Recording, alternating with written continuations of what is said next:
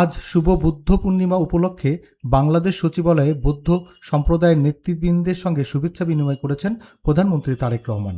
বৃহস্পতিবার 30শে এপ্রিল রাজধানীর ঢাকার সচিবালয়ে আয়োজিত এই সৌহার্দ্যপূর্ণ অনুষ্ঠানে সম্প্রীতি, সহাবস্থান এবং ধর্মীয় সহনশীলতার বার্তা উঠে আসে জোরালোভাবে।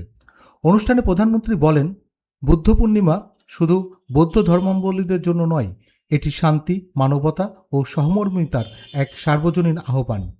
গৌতম বুদ্ধের অহিংসা, মৈত্রী ও করুণার শিক্ষা আজও সমাজ ও রাষ্ট্র পরিচালনায় অত্যন্ত প্রাসঙ্গিক।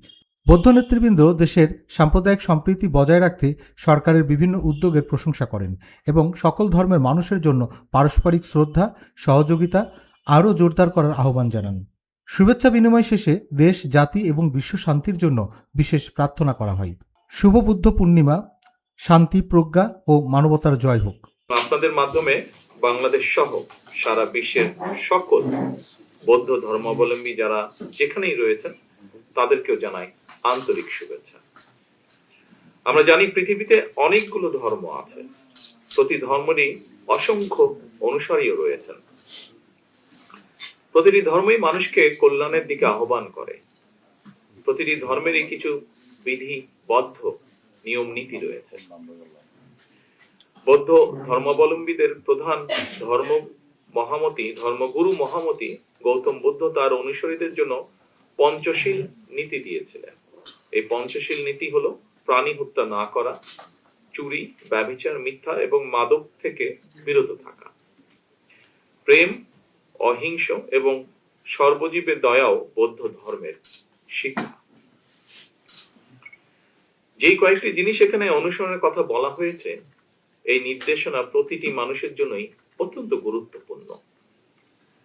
আমি মনে করি রাষ্ট্রীয় বিধিবিধানের পাশাপাশি প্রতিটি নাগরিক যিনি যার ধর্মীয় নির্দেশনাগুলো যথাযথভাবে অনুসরণ করলে আমরা সকলে মিলে একটি মানবিক রাষ্ট্র এবং সমাজ নির্মাণ করতে পারব।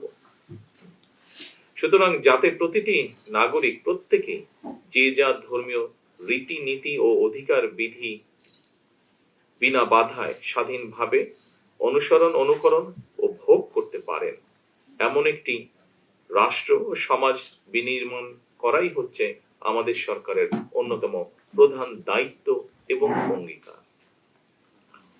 দল, মত, ধর্ম, বর্ণ নির্বিশেষে প্রতিটি মানুষ যাতে শান্তি এবং নিরাপত্তার সঙ্গে বসবাস করতে পারে, তেমন একটি পরিবেশ নিশ্চিত করতে সরকার বদ্ধপরিকর।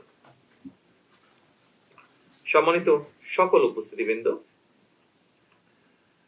বর্তমান সরকার ধর্ম নিয়ে রাজনীতি করতে চায় না। ধর্মকে রাজনৈতিক স্বার্থে আমরা ব্যবহার করতে চাই না। অতীতেও আমরা তা করিনি। আমাদের সরকারের দৃষ্টিভঙ্গি হচ্ছে, যা একটু আগে স্বরাষ্ট্রমন্ত্রীও বলেছেন, আমিও জোর দিয়ে আবারও একই কথা বলতে চাই, ধর্ম যার যার, নিরাপত্তা পাবার অধিকার সবার। ধর্ম বর্ণ নির্বিশেষে বাঙালি, অবাঙালি, বিশ্বাসী, অবিশ্বাসী সবাই সকল ক্ষেত্রে সমানভাবে ভোগ করবে, অধিকার ভোগ করবে, এটাই বর্তমান সরকারের নীতি। ধর্ম বর্ণ নির্বিশেষে বিশ্বাসী, অবিশ্বাসী প্রতিটি মানুষের জন্য একটি নিরাপদ বাংলাদেশ বিনির্মাণের আকাঙ্ক্ষা নিয়ে মুক্তিযোদ্ধারা বাংলাদেশের স্বাধীনতা অর্জন করেছিলেন। মুসলমান, বৌদ্ধ, হিন্দু, খ্রিস্টান সবাই মিলে লাখো প্রাণের বিনিময় এই দেশটা আমরা স্বাধীন করেছিলাম। মুক্তিযুদ্ধের সময় কে কোন ধর্মের অনুসারী, কে বিশ্বাসী কিংবা অবিশ্বাসী, এটি কারো জিজ্ঞাসা ছিল না। কিন্তু তাই এই স্বাধীন বাংলাদেশ আপনার, আমার, আমাদের সকলের। বর্তমান সরকারের একটি রাজনৈতিক দর্শন বাংলাদেশী জাতীয়তাবাদ। বাংলাদেশে এটি বারবার প্রমাণিত হয়েছে। একমাত্র বাংলাদেশী জাতীয়তাবাদের দর্শনই দেশের সকল বর্ণ, ধর্মীয় সম্প্রদায় ও নৃগোষ্ঠী নিবিড় সহ অবস্থান নিশ্চিত করতে পারে। সুতরাং আপনারা কেউ নিজেদেরকে কখনোই সংখ্যালঘু ভাববেন না।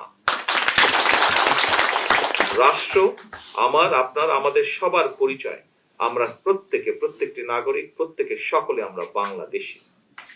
পরিশেষে বৌদ্ধ ধর্মাবলম্বী সকল ভাই বোনদের আবারও আজকের এই দিনে আমি জানাই আন্তরিক শুভেচ্ছা।